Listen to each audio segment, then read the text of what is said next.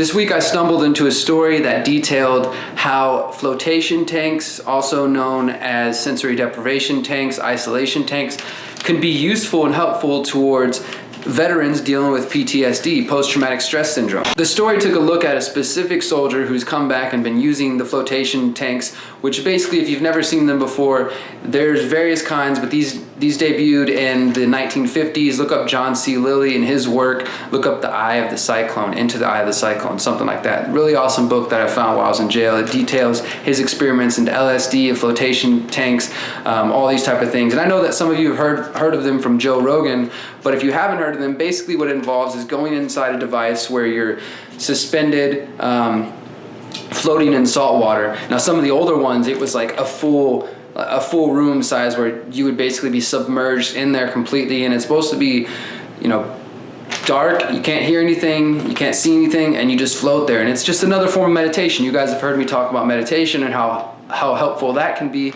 Well, here you go. Here's another way for you to do this if you're not the kind of person that's going to sit against the wall and stare at it for 10 to 15 minutes a day. Try this out. So some studies have found that flotation tanks, isolation tanks, are helpful with reducing stress, anxiety, and depression. And these are all symptoms that affect veterans with PTSD. So people have a lot of anger issues, they're stressed out, they're falling apart, they're on all those psychotropic drugs.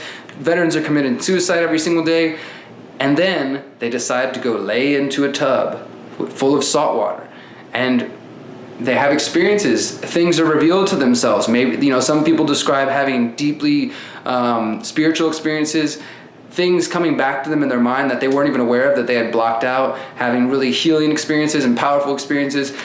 I myself have yet to try a flotation tank, an isolation tank, sensory deprivation tank, but I definitely plan to from my own work with meditation and other forms. I do not doubt for an instance that these things can be very helpful.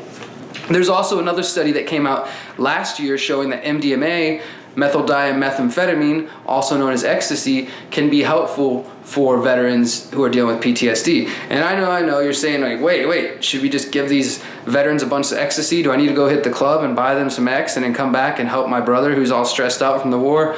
Probably not.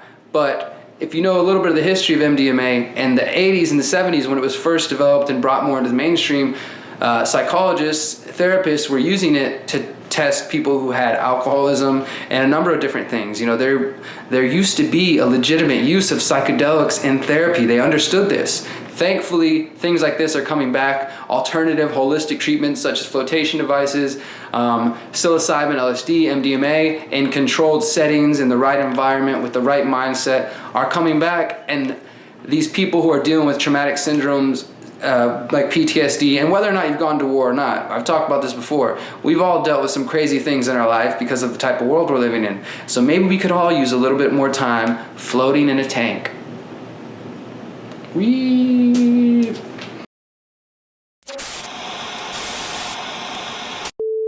Things people talk about today, drone strikes, drug war, prison system, everything. What do you think it is, either the biggest threat to our freedom or the one thing that can bring us all together and stop all the craziness? Love. Love, the one, that's Love is the cure for all diseases. And let me tell you something else.